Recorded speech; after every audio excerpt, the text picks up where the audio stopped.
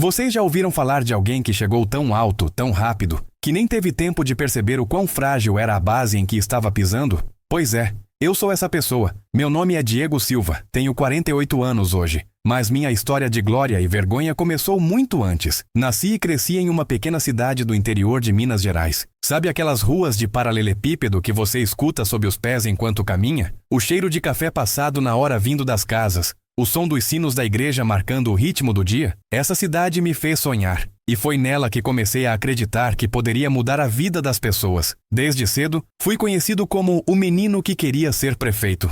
Aos 34 anos, esse sonho virou realidade. Eu fui eleito o prefeito mais jovem da história do município. Lembro como se fosse ontem o dia da posse. A praça central cheia, bandeirinhas tremulando ao vento.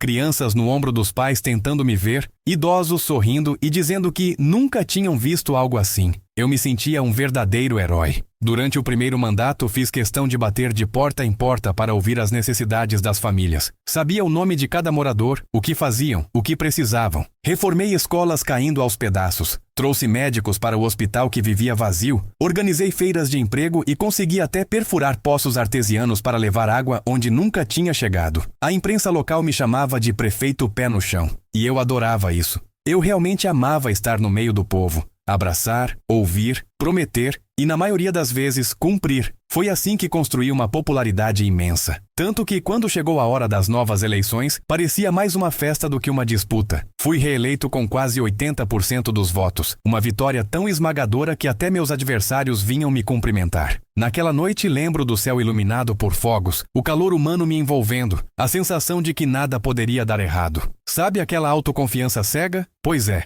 eu mergulhei nela. No início do segundo mandato, segui com a mesma energia. Mais escolas, mais ruas asfaltadas, mais projetos sociais. Mas, com a vitória, vieram também as propostas tentadoras. Empresários começaram a bater na minha porta, oferecendo atalhos para resolver problemas burocráticos. Queremos ajudar a cidade, prefeito, mas também precisamos que o senhor nos ajude. Essas palavras ecoam na minha mente até hoje. Comecei a receber presentes, relógios caros, jantares em restaurantes que eu nem sabia que existiam, viagens que eu jamais imaginaria poder pagar com meu salário. E junto com esses mimos, vieram as propostas de contratos superfaturados, principalmente com compras para o hospital municipal. No início, recusei. Pensava, não posso manchar meu nome, minha história. Mas a tentação foi crescendo, assim como meu desejo de manter aquele padrão de vida luxuoso que comecei a experimentar. Um dia, assinei o primeiro contrato fraudulento. Só um. Ninguém vai perceber, pensei. Esse foi o maior erro da minha vida. A partir daí, tudo virou uma bola de neve. Cada novo contrato era mais dinheiro, mais promessas, mais dívidas morais com empresários. Eu comecei a me afastar das ruas de terra onde aprendi a andar, dos velhinhos que jogavam dominó na praça, dos amigos que me chamavam para tomar café e conversar sobre a cidade. Em vez disso, me fechava em salas com ar-condicionado, rodeado de pessoas que só sorriam para mim quando havia algo em jogo. Até que um dia chegaram as primeiras denúncias. Boatos de que faltavam remédios no hospital começaram a se espalhar. Mães desesperadas me procuravam dizendo que não havia soro. Médicos reclamavam da falta de materiais básicos. E eu sorria, dizia que estava tudo sob controle. Mas no fundo, o pânico já tinha tomado conta de mim. A imprensa começou a investigar. Manchetes de jornais regionais estampavam minha foto ao lado de palavras como corrupção e desvio. E então, numa manhã fria de julho, a polícia bateu na minha casa antes do sol nascer. O som das sirenes ecoava na rua. Acordei com gritos e batidas fortes na porta. Quando abri, dei de cara com homens de farda, armas em punho e o pior, câmeras de televisão registrando cada segundo. Fui algemado ali, na frente da minha esposa que chorava desesperada.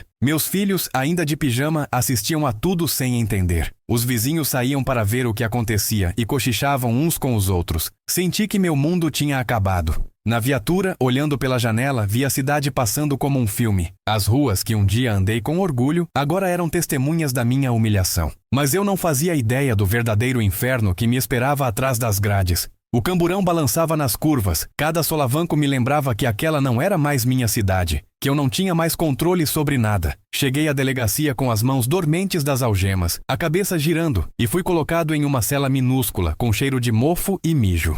Enquanto eu tentava me situar, escutava gritos e palavrões vindos de outras celas. Cada som parecia cortar meu peito como uma faca. E pior, todos ali sabiam quem eu era. É o prefeito ladrão, ouvi pela primeira vez. E aquela frase ecoou na minha mente como se fosse um martelo. Fiquei 2 dias na delegacia até ser transferido para o presídio estadual. Nesse meio tempo, vi meu nome se espalhar como praga em jornais, rádios e redes sociais. Minha foto com a cabeça baixa sendo escoltado virou meme, piada e combustível para a raiva de quem não conseguia atendimento nos hospitais. Quando finalmente fui levado à prisão, a sensação era de que eu estava indo para um abatedouro. Os portões de ferro se fechando atrás de mim soaram como o toque final de uma sentença de morte. Logo na primeira noite percebi que minha vida ali seria um inferno. A cela fedia a suor e fezes. O calor era insuportável e o colchão parecia um pano molhado de tão imundo. Mal consegui dormir. Mas o pior nem era o desconforto físico. O pior era saber que muitos presos tinham familiares que sofreram pela falta de remédios e médicos que minha corrupção causou. Alguns vinham até mim apenas para me encarar com ódio. Outros faziam questão de me ameaçar. Em pouco tempo virei alvo. Empurrões, xingamentos e até cusparadas passaram a fazer parte da minha rotina. Eu, que até pouco tempo atrás era aplaudido nas ruas, me via agora acuado, encolhido em um canto, rezando para ninguém querer provar algo em cima de mim. Nas refeições, precisava comer rápido e em silêncio para não chamar atenção. No banho de sol, eu só andava de cabeça baixa. Cheguei a ser espancado 2 vezes. A primeira por um grupo que me encurralou no pátio. A segunda por um preso que gritava que a mãe dele tinha morrido sem remédio no hospital municipal. Eu não tinha para quem pedir ajuda. Minha esposa, que ainda tentava me visitar, também passou a sofrer. Era hostilizada na porta do presídio, recebia ameaças por telefone e viu amigos e parentes se afastarem como se ela tivesse uma doença contagiosa. Depois de 6 meses de visitas sofridas, ela parou de aparecer. Não a culpo.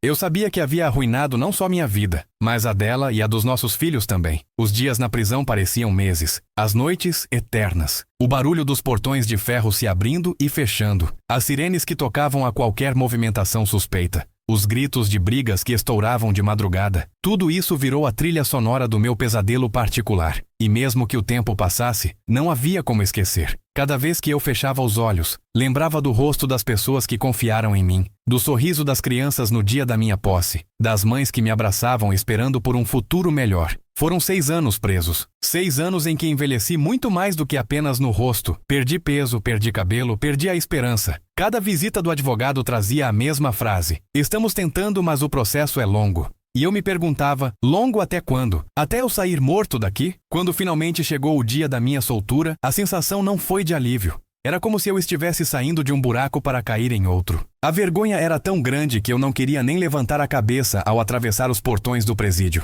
Eu, que um dia saía em carro aberto, em carreata, agora saía sozinho, sem ninguém para me esperar do lado de fora. Não havia flores, abraços ou sorrisos, só um céu cinzento, um vento frio cortando meu rosto e o som dos meus passos ecoando no asfalto molhado. Voltar para casa? Não tinha mais casa. Minha esposa tinha ido embora. Levou nossos filhos para longe. Nosso apartamento foi vendido para pagar dívidas e advogados. O carro de luxo que eu tanto exibia havia sido apreendido. Meu nome, que antes abria portas, agora fechava todas. Amigos? Sumiram como fumaça. Parentes? Fingiam não me conhecer. A cidade onde um dia fui amado me olhava com desprezo. Cada esquina parecia me apontar o dedo. Eu tentava caminhar, mas era como se o chão fosse de lama. As pessoas atravessavam a rua para não passar perto de mim. E eu entendi que minha vida como eu conhecia tinha acabado. Mas o fundo do poço, como descobri logo em seguida, ainda estava mais profundo do que eu poderia imaginar. Eu tentei recomeçar, de verdade. Saí do presídio com uma sacola plástica nas mãos, apenas algumas roupas velhas e documentos amassados. Fui direto para a casa de um antigo amigo, mas ele me recebeu na porta com um olhar de pena e medo.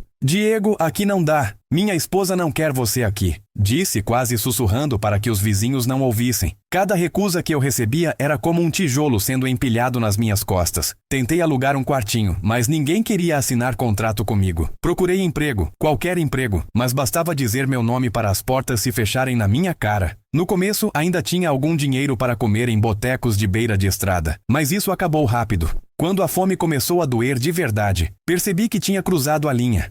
Estava dormindo na rua. Escolhi um banco da praça que, ironicamente, ficava em frente à prefeitura onde trabalhei. Aquela mesma praça que um dia vibrou com minha eleição virou meu abrigo. O vento frio da madrugada cortava minha pele. O barulho de motos passando alta noite me fazia estremecer de medo. Eu acordava várias vezes com o som de passos se aproximando, sempre achando que poderia ser alguém querendo me machucar. O cheiro das ruas, uma mistura de urina, lixo e fumaça de carros, se impregnava nas minhas roupas. A primeira vez que pedi comida num restaurante do centro foi humilhante. O garçom, que me reconheceu de imediato, me olhou com nojo e disse alto para todos ouvirem: "Olha o prefeito ladrão pedindo esmola." Risadas ecoaram. Saí dali correndo, com lágrimas escorrendo pelo rosto. Me escondi atrás de uma banca de jornal fechada e chorei até não ter mais forças. Passei a catar latinhas para vender. Cada sacola cheia rendia uns trocados, que eu usava para comprar pão amanhecido, e em pouco tempo, cachaça. Foi assim que comecei a afundar no álcool. Eu bebia para tentar esquecer, mas a cada gole as memórias voltavam mais fortes. O sorriso da minha esposa no dia em que casamos, os olhos dos meus filhos quando eu chegava em casa, os abraços dos eleitores. Tudo isso me queimava por dentro. A bebida se tornou minha única companhia. Eu sentava em calçadas vazias, conversando com meu próprio reflexo em vitrines apagadas. Quando o sol nascia, meu corpo doía em lugares que eu nem sabia que existiam. O frio da madrugada me fazia pensar se eu acordaria no dia seguinte. E confesso, muitas vezes torci para que não acordasse. Eu me sentia inútil, um peso para o mundo, e não via saída. Os dias passaram a ser todos iguais. Acordava com fome, vagava pelas ruas, catava latinhas, bebia quando conseguia e dormia de novo. Às vezes, alguém me reconhecia e jogava moedas para ver o prefeito se humilhar. Outras vezes, me xingavam. Em raros dias, aparecia alguém que oferecia um prato de comida, e isso me fazia sentir um calorzinho no coração. Mas era tão passageiro quanto o gosto do arroz frio. Você já parou para pensar como a vida pode virar do avesso em tão pouco tempo? Como um erro pode arruinar tudo? Se sim, comenta aqui embaixo de qual cidade você está me assistindo. Eu realmente quero saber até onde essa minha história chegou. Porque, às vezes, quando estou deitado no chão gelado, imagino se alguém em outra cidade, outro estado, consegue aprender algo com a minha tragédia. Mas a vergonha não era apenas minha. Meu nome arrastou minha família junto para o fundo. Minhas filhas mudaram de cidade, mudaram de sobrenome, tudo para não serem associadas a mim. Minha esposa, segundo ouvi dizer, entrou em depressão e precisou de tratamento. Eu, que prometi protegê-los, fui quem mais os machucou. E essa culpa me corrói dia e noite, mesmo agora enquanto falo com vocês. A cada amanhecer, eu sentia minha alma se afastar um pouco mais do homem que fui. Já não tinha mais esperanças de conseguir emprego, de rever minha família, de ser perdoado. As pessoas diziam que eu merecia tudo aquilo. E talvez merecesse mesmo. Mas doía saber que toda aquela popularidade, todo o amor que recebi um dia, se transformou em ódio e desprezo. E eu já não tinha forças para mudar aquilo. Ainda assim, algo dentro de mim insistia em continuar vivo. Talvez fosse a lembrança dos meus filhos, ou a esperança boba de encontrar redenção. Mas essa chama era tão fraca que qualquer vento poderia apagá-la. E a vida nas ruas, com seus perigos e armadilhas, parecia disposta a soprar esse vento a cada esquina. As noites na rua pareciam mais longas do que qualquer dia que já vivi. O frio era tão cortante que, por vezes, pensei que meus ossos iam se partir. Em algumas madrugadas, a chuva me fazia encolher embaixo de marquises, tentando proteger minha sacola com latinhas como se fosse meu maior tesouro. E no fundo, era mesmo. Aquela sacola garantia alguns reais que me impediam de morrer de fome. Mas a fome da barriga não era a pior. Era a fome de afeto, de dignidade, de ser visto como ser humano. Com o tempo, comecei a encontrar outros moradores de rua que, assim como eu, carregavam histórias de quedas dolorosas. Cada um tinha seu motivo. Alguns perderam tudo em um divórcio. Outros foram expulsos de casa por causa de vícios. Quando descobriam minha história, ficavam em silêncio por alguns segundos e depois comentavam sem maldade, apenas perplexos. Você era o prefeito. Como veio parar aqui? Eu não tinha resposta. Só abaixava a cabeça e dava mais um gole na garrafa. O álcool virou meu único anestésico. Acordava cedo só para vasculhar lixeiras em busca de latinhas e já planejava como ia comprar cachaça antes do fim do dia. À noite, eu me reunia com outros como eu. Dividíamos nossas tragédias como se fosse uma roda de terapia torta, cada um afundado em sua própria culpa. É estranho dizer isso, mas, de certa forma, esses encontros me faziam sentir menos só. O pior era quando amanhecia e cada um ia para seu canto. E o silêncio me lembrava que a única companhia constante que me restava era a solidão. Com o tempo, minha aparência mudou tanto que eu mesmo me assustava ao me ver refletido em vidros de lojas fechadas. Cabelos desgrenhados, barba suja, roupas rasgadas, olhar apagado. As crianças que passavam com suas mães apertavam as mãos delas, com medo de mim. Algumas me chamavam de monstro. Aquilo me feria mais do que qualquer pancada que recebi na prisão. Eu pensava em cada sorriso que tirei do rosto de mães e crianças quando fui prefeito e me dava conta do quanto havia traído essa confiança. Em dias de extremo desespero, pensei em tirar minha própria vida. Cheguei a subir em uma ponte na beira da cidade, olhando a água turva do rio lá embaixo. O vento no rosto, o barulho do tráfego distante, tudo parecia me empurrar para a frente. Mas sempre que fechava os olhos, via o rosto dos meus filhos. Não queria que eles soubessem que o pai deles tinha terminado assim. E descia, sentindo a vergonha me consumir ainda mais. A cada dia, a ideia de buscar ajuda parecia mais distante. Quem iria estender a mão para o prefeito ladrão? Quem acreditaria que eu queria mudar? Eu mesmo não acreditava em mim. Quando alguém se aproximava, eu me encolhia, esperando xingamentos ou golpes. Algumas vezes, apareciam voluntários de igrejas oferecendo sopa, roupas limpas, palavras de conforto. E por alguns minutos, eu me sentia humano de novo. Mas assim que a sopa acabava, a realidade me jogava de volta para o chão duro e frio da calçada. É difícil explicar como a mente funciona quando você vive assim. Tudo vira uma rotina de sobrevivência. Comer, beber, tentar não ser agredido, procurar um lugar seguro para dormir. Não há planos para o amanhã, nem sonhos. Só existe o hoje. E mesmo o hoje parece insuportável. E cada pessoa que passava apressada por mim reforçava o que eu mais temia, que eu era invisível, um fantasma que todos evitavam olhar. O mais doloroso era lembrar de como fui amado. Às vezes, eu ficava deitado no banco da praça, encarando o prédio da prefeitura, lembrando dos aplausos, das palmas ecoando nas janelas, das homenagens em festas do padroeiro. Como aquilo foi se perder tão rápido? Porque eu deixei a ganância falar mais alto que tudo que eu acreditava.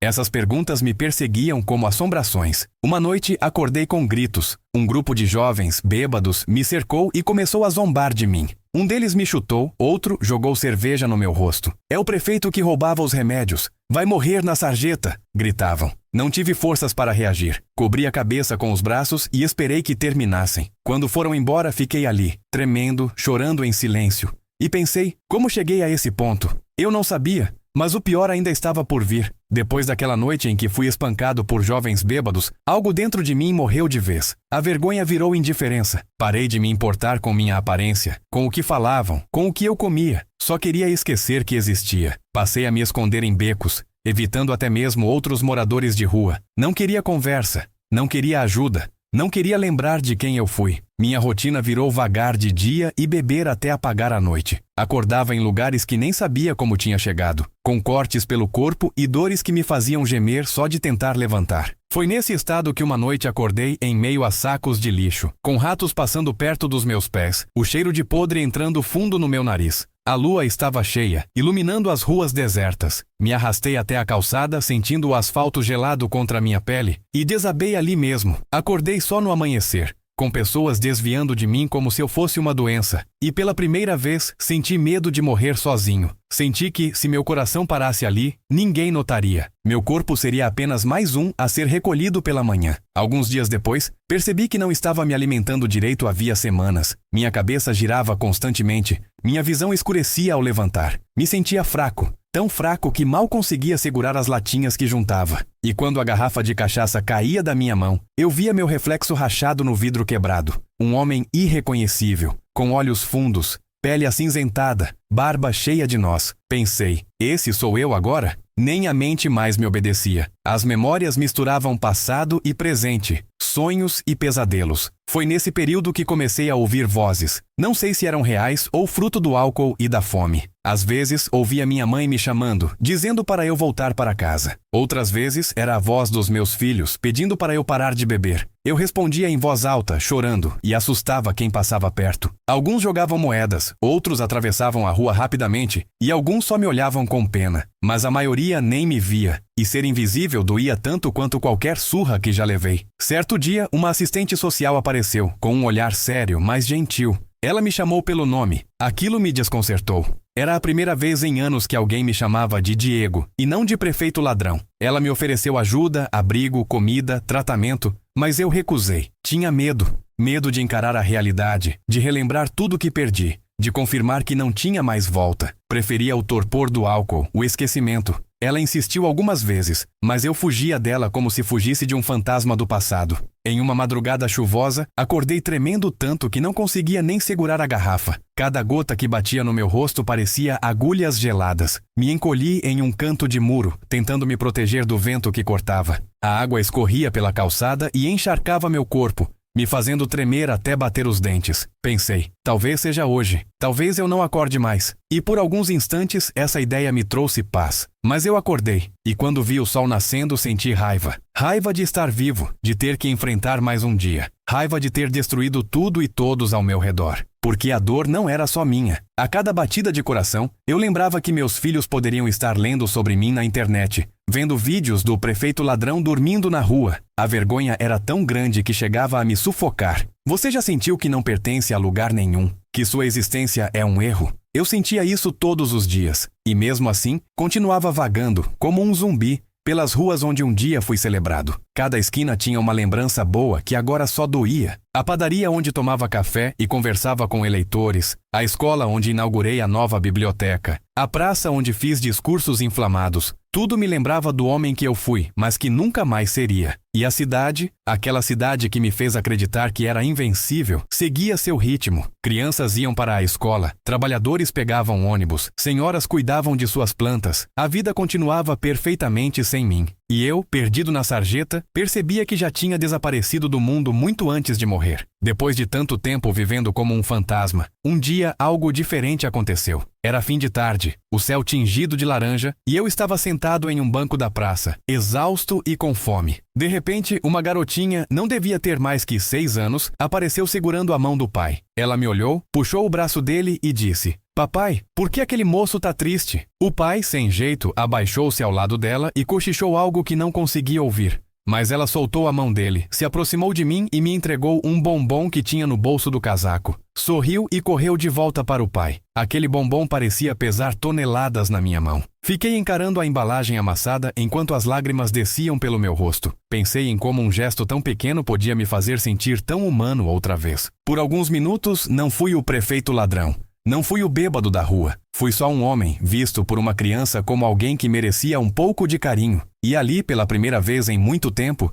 senti vontade de tentar mudar. Naquela mesma noite, busquei a assistente social que havia me oferecido ajuda semanas antes. Ela parecia surpresa ao me ver bater na porta do abrigo. Mal conseguia falar, mas consegui balbuciar. "Preciso de ajuda." Ela me abraçou e aquele abraço quebrou algo dentro de mim. Desabei em lágrimas como um menino que se perdeu dos pais em uma feira. Fui levado para dentro, me deram banho, comida quente, um colchão limpo. Dormi como não dormia há anos, sem medo, sem o vento gelado cortando meu rosto. Nos primeiros dias no abrigo, a abstinência do álcool foi cruel. Tremores, náuseas, dores de cabeça lancinantes. Tive febres, delírios, pesadelos com as vozes dos presos me ameaçando. Queria desistir, fugir para o primeiro boteco que encontrasse. Mas a equipe do abrigo me segurou firme, me lembrando que eu tinha valor, que ainda havia chance de recomeçar. Cada dia sem bebida era uma vitória. Cada refeição saudável me fazia lembrar como é viver sem encher o corpo de veneno. Durante as noites, eu ficava deitado olhando o teto do quarto coletivo, pensando em tudo que perdi. Pensava nos meus filhos. Será que estavam bem? Será que sabiam que eu ainda estava vivo?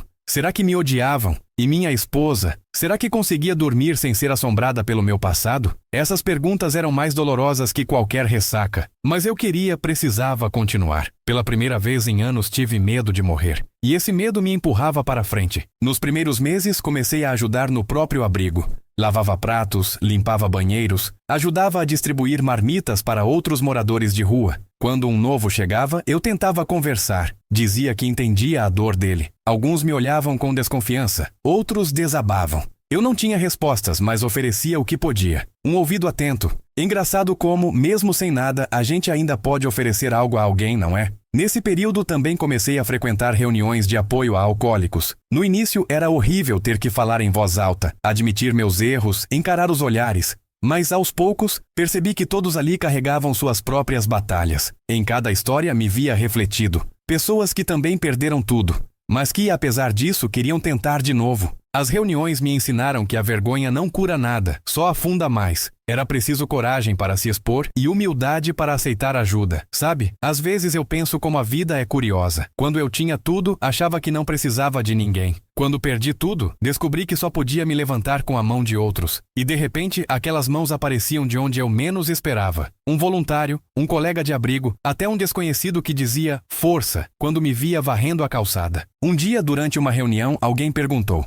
"Você se perdoa pelo que fez?" Fiquei mudo. Nunca tinha pensado nisso. Perdoar a mim mesmo? Eu só sabia me culpar. Mas naquele momento entendi que sem perdão eu jamais sairia do fundo do poço. Só não sabia como começar. Depois daquela reunião em que me perguntaram se eu me perdoava, passei dias remoendo essa questão. Não conseguia parar de pensar em tudo que fiz. Cada vez que lembrava das famílias que sofreram por minha culpa, sentia uma dor tão grande que parecia queimar por dentro. Lembrava do hospital sem medicamentos, das mães desesperadas, dos olhares de decepção. Me perguntei 1000 vezes se alguém que fez tanto mal poderia, um dia, ser digno de perdão. E pior, será que eu mesmo poderia me perdoar? Decidi conversar com o pastor que fazia visitas semanais ao abrigo. Contei minha história, sem esconder nada, do início ao fim. Quando terminei, esperava ouvir um sermão duro ou até ser expulso dali. Mas, em vez disso, ele segurou minhas mãos e disse: "Diego, reconhecer seus erros é o primeiro passo. O segundo é tentar reparar, mesmo que você nunca consiga apagar o passado." Essas palavras ficaram ecoando na minha mente. Pela primeira vez, vi uma fresta de luz no fim do túnel. Com a ajuda do abrigo, comecei a trabalhar em pequenos serviços para comerciantes locais. Pintava paredes, limpava terrenos, carregava caixas. O pagamento era baixo, mas cada nota que eu ganhava tinha um valor imenso. Era fruto do meu esforço, não de corrupção.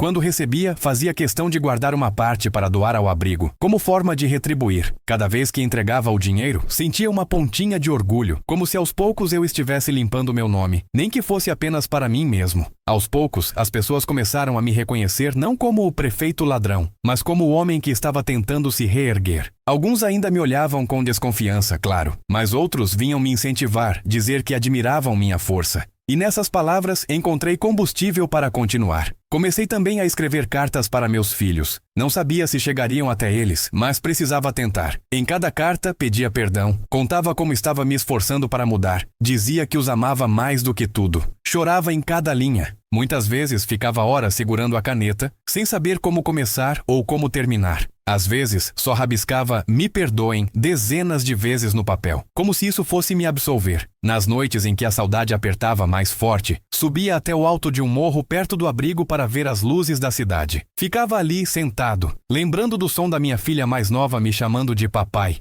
do jeito que meu filho mais velho me abraçava quando eu chegava em casa depois de um dia de trabalho. Essas memórias me faziam chorar, mas também me lembravam do que eu precisava lutar para ter de volta. Em uma dessas subidas, encontrei um homem idoso que morava em um barraco improvisado. Ele me chamou para sentar e começamos a conversar. Descobri que ele também havia sido alguém importante na cidade, mas perdeu tudo por causa do álcool. Ele me disse: "A diferença entre cair e ficar caído é ter coragem de levantar." Aquela frase me atingiu como um raio. Percebi que, apesar de toda a dor, eu ainda estava tentando levantar. E isso já significava alguma coisa. Nesse período voltei a andar pelas ruas onde um dia fui prefeito. Fiz isso de propósito, como um exercício de enfrentamento. Cada esquina era uma lembrança dolorosa, mas também um lembrete do que eu não queria mais ser. Alguns me reconheciam e desviavam o olhar. Outros me cumprimentavam timidamente. Mas, para mim, o mais importante era caminhar de cabeça erguida, mesmo que ainda carregasse um peso enorme no coração. Um dia, passando em frente à prefeitura, parei e fiquei olhando o prédio iluminado. O coração disparou. Senti vontade de entrar, pedir desculpas a cada funcionário, a cada eleitor, mas sabia que não era assim que funcionava. O perdão, se um dia viesse, teria que ser conquistado com tempo, com ações, não apenas com palavras. E, acima de tudo, eu precisava me perdoar primeiro, para ter forças de continuar essa caminhada. E foi ali, olhando para aquele prédio que um dia simbolizou meu maior orgulho e minha maior vergonha, que decidi: eu não seria lembrado apenas como o prefeito que roubou hospitais. Faria de tudo para que minha história servisse de alerta, de lição, para que ninguém mais precisasse aprender do jeito mais doloroso que eu aprendi. Depois de meses tentando reconstruir minha vida, aprendi que recomeçar não significa apagar o passado. Não existe borracha capaz de limpar tudo o que fiz. O que existe é a chance de escrever novas páginas com mais humildade e verdade. Passei a visitar escolas e centros comunitários, convidado por pessoas que souberam da minha história. Contava minha trajetória sem florear.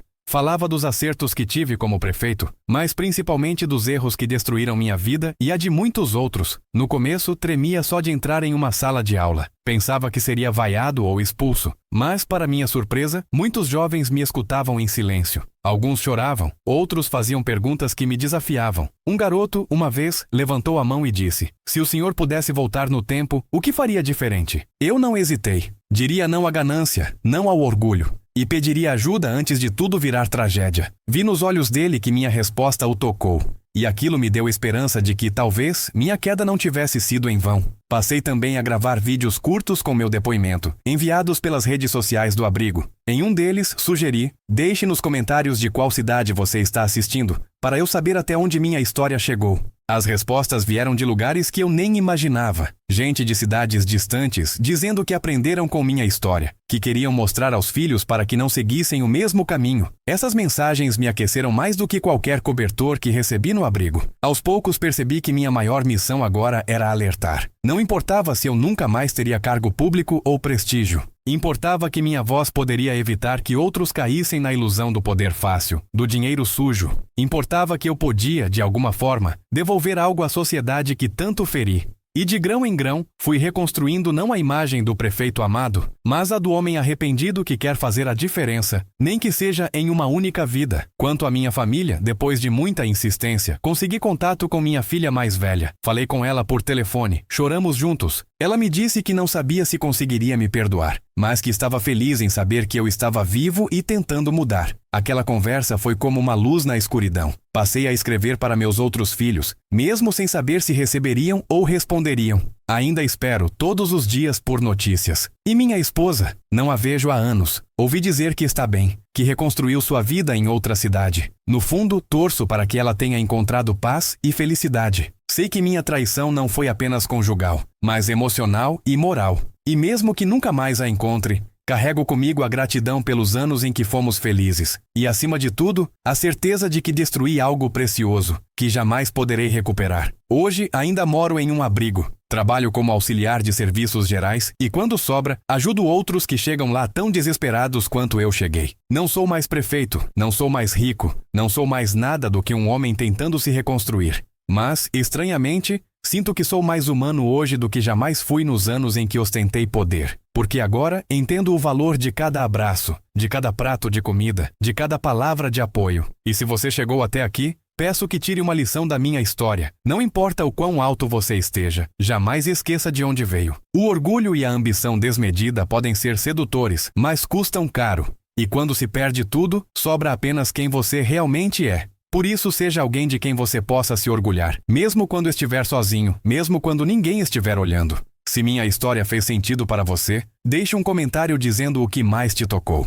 Quero que ela sirva de alerta, reflexão e, quem sabe, inspiração para que ninguém mais precise chegar tão fundo para aprender o que eu aprendi. E se ainda não é inscrito no canal, se inscreva para acompanhar outras histórias como a minha. Histórias que mostram o lado mais duro, mas também a força que podemos encontrar em meio à dor. Porque, no final das contas, a verdadeira vitória não está em nunca cair, mas em ter coragem para se levantar e lutar para ser alguém melhor do que fomos ontem. E mesmo que ninguém acredite em você, nunca desista de tentar ser essa pessoa.